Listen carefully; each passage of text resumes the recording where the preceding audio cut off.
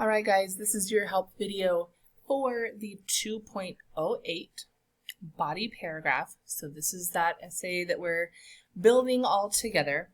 And for the 2.08 body paragraph, you have the assignment page where everything is broken down for you. And I just want to go over that a little bit in a little bit more detail because I think it will make a little bit more sense for you. It's really simple. I think some of the wording is overwhelming, but it's really simple. So the first thing I want to make sure that we're clear on is when I use the term chunk writing, that just means that we're taking a big topic or a big essay and we're breaking it into chunks. When I'm talking about a chunk in a body paragraph, there's a specific formula that we're going to be talking about. Where we have a topic sentence, we have a concrete detail, we have commentary. That's one chunk. So for your body paragraph, the 2.08 body paragraph, we are looking to create a 2-chunk paragraph. So here's kind of the little formula for you. You're going to have a, this is one chunk would be a topic sentence, concrete detail, commentary, concluding sentence. That would be a 1-chunk paragraph. For body paragraph 1, we are wanting a 2-chunk paragraph. So the only things that are going to stay here are this topic sentence because our paragraph, the topic is going to be the same, right? So I'm not changing topics within my paragraph. I'm just repeating this middle part.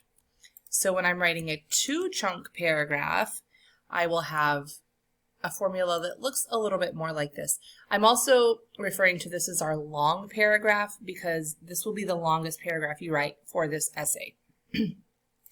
So your body paragraph should look something like this. You should have your topic sentence, and this is coming from your thesis. Remember, when you wrote your thesis statement, I asked you to give me 2 reasons why you took the side that you chose.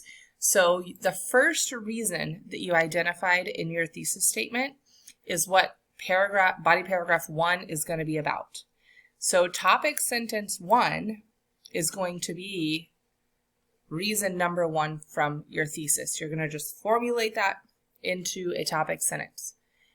Then you're going to give me, well, okay, let's slow down a little. Let's look at the topic sentence. So the topic sentence answers your essential question or prompt. For you guys, you've already done your thesis, so you already know the topic of that first body paragraph. You're just going to create the topic sentence for that paragraph that tells the reader what it's going to be about. So here's an example. This is not the prompt that we're using, but here's an example of a body paragraph. And the first sentence says, during the 1990s, I really enjoyed watching Friends on TV every Thursday. That's a topic sentence. It tells me what the whole paragraph is going to be about. The whole paragraph is going to talk about the fact that I liked to watch Friends during the 1990s.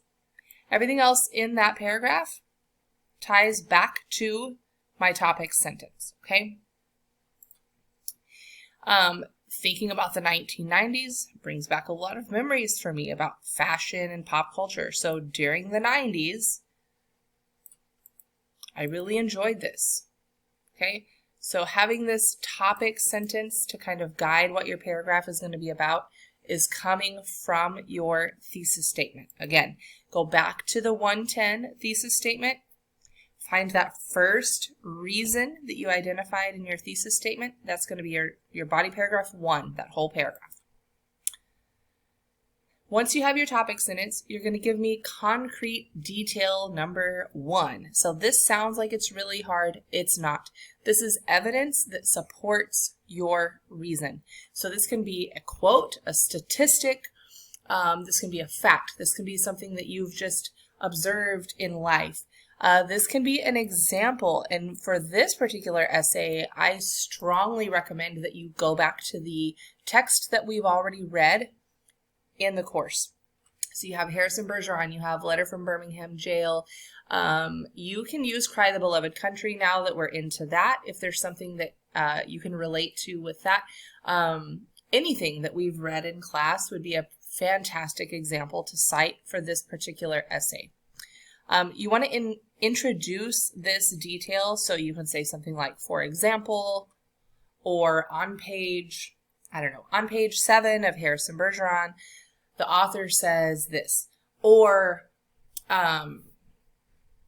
in paragraph 3 of Letter from Birmingham Jail, Martin Luther King Jr. states this. Any of these kind of transitionals, so for example, according to the text, the author states, any of those will work. And then, of course, you have to cite. Most of you, the ones that I've seen so far, most of you are doing a pretty good job of citing where you're getting the information. In the text, we're doing a parenthetical citation. That means at the end of whatever you're quoting or whatever you're using, in parentheses, you just put the author's last name and the page number. Very straightforward, okay? Then commentary is just your thoughts about that concrete detail. So whatever evidence you chose to use first, you're going to talk about it. I'm looking for 1 to 2 sentences here that just elaborates and expands on your evidence, okay? That evidence is your concrete detail. So what is it that you think about that evidence? Some proper transitions to use there are things like this shows, this proves, this is important because, and then you're going to give me your explanation. That's your first chunk, okay? And then you're going to go back and you're going to give me a second concrete detail, so a second example, a second piece of evidence, and then you're going to give me your commentary on that evidence, and then you're going to give me a concluding sentence. So this is just one sentence that's wrapping up the idea of the paragraph. There's no new information here. This is going to wrap up body paragraph 1 before you move on to your next paragraph. So for those of you that like formulas, you can think of it this way. 1 concrete detail and 2 commentaries. That's one kind of piece that we're looking for. When you put it all together, a 1 chunk paragraph has a topic sentence, a concrete detail, commentary, concluding sentence. A 2 chunk paragraph, which is what we're looking for your first body paragraph, you're going to have a topic sentence, you're going to have a concrete detail with 1 to 2 sentences of commentary, then you're going to have a second concrete detail with 1 to 2 sentences of commentary, and then your concluding sentence. So, for example, this is a 2 chunk paragraph, and I'm going to try to break this down for you. So, in George Orwell's Animal Farm, Boxer represents the everyday working class of Russia. First, Boxer works harder than all of the other animals. So this is my topic sentence right here, okay? This is the topic sentence. This is what my whole paragraph is going to be about, okay? In George Orwell's Animal Farm, Boxer represents the everyday working class of Russia. First, so here's my concrete detail number 1. Let me change these colors. That might help us. Ooh, it's just hard to see. Goodness. First, Boxer works harder than all of the other animals. As Orwell writes, from morning to night he was pushing and pulling, always at the spot where the work was hardest. That's concrete detail 1. Then here comes the commentary. This is the writer's take on this. He says, Boxer believes in animalism and is motivated to work harder for this cause than even for Farmer Jones.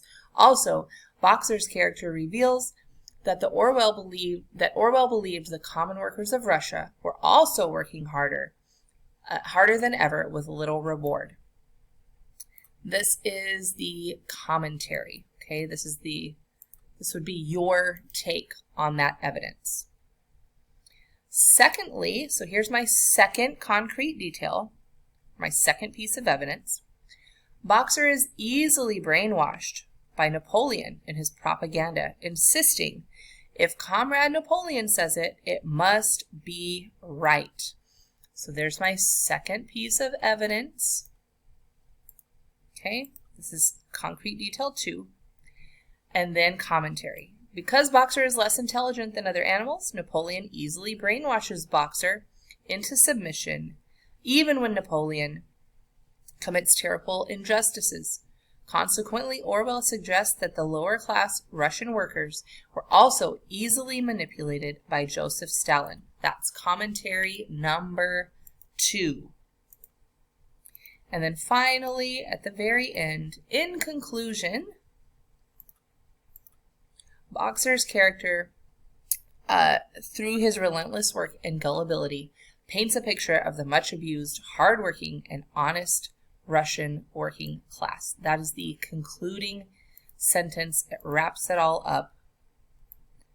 And then I would move on to my next paragraph. So this is a 2-chunk paragraph. This is what your body paragraph 1 should look like. So again, topic sentence, concrete detail 1, commentary, concrete detail 2, commentary, and then a concluding sentence. So when you look at your assignment page for body paragraph 1, you'll see that it's broken down the exact same way. Now there's a lot of information over here, and this is meant to just help you, okay? Don't let this overwhelm you.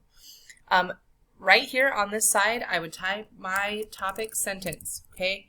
And guys, I want you to type it in the boxes. I don't need you putting it together at the end of the page.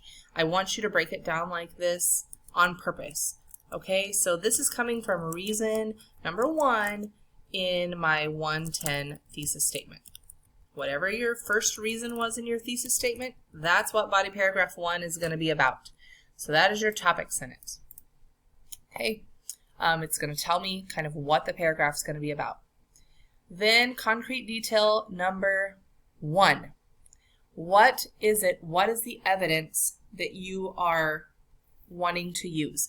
Again, this can be an example of something that you've read in class. It can be an example of something outside of class. You can Google it and find an outside source if you want to. You can give just a general example of something you've observed. Any type of evidence that's going to support your topic sentence, that's supporting this idea, you're going to put it here. You will use a parenthetical documentation. So this just means that you put parentheses at the end of whatever evidence you're using. If it's directly from another piece of writing, you'll put the author's last name and the page number. If you're just citing an example of something you've observed, there's no way to cite that. You will just say, for example, in society, I have observed blah, blah, blah, whatever. You don't have to cite something unless it's coming directly from another source. So that's your evidence. Okay, evidence number 1 that supports your topic sentence, which is also reason number 1 from your thesis. See how this is all working together? Then give me your commentary on this. So think about, if you guys remember in the past when we've done short answer responses, and you might remember that we used that APE formula where you answer the question, you prove it, and you explain how the proof supports your answer. If you've done that before, that explain piece, that's all this commentary is, okay? You explain your evidence. How should we read or interpret it, or interpret the evidence you're giving us, okay? This shows that. This is kind of where you tell me how and what you think about your evidence, okay? Then concrete detail 2 is just your second piece of evidence. This can come from the same source. I'm not being really strict on that right now. So if you want to give 2 examples from the same source, that's fine. Just make sure it's a separate example from concrete detail number 1. So concrete detail 2, then your commentary or that explain part, and then finally your concluding sentence. Okay, this is wrapping up that paragraph. You want to make sure that your reader understands that this paragraph is over and we're about to move on to something else. So you can complete all of this in these boxes here. Type your topic sentence, put in your evidence, type in your commentary. All of that can go in these boxes here. You do not have to put it together, okay? Don't have to write it in a paragraph yet. And then you explain, and then wrap it up. Concluding sentence. So hopefully this helps you with body paragraph number 1. Like I said, this is going to be the longest paragraph you write. The next paragraph is going to be the counter argument. It's much shorter. Then we do one more paragraph. We do one more body paragraph, but it's going to be a one chunk paragraph. So it will only have one piece of evidence and the concrete detail and then the conclusion. So we are getting close to the end, guys. If you can knock this body paragraph out, you are going to be good to go for the rest of it. So hopefully this helps you if you're struggling with body paragraph 1. Get it submitted. I can always give you feedback and you can make adjustments if you need to.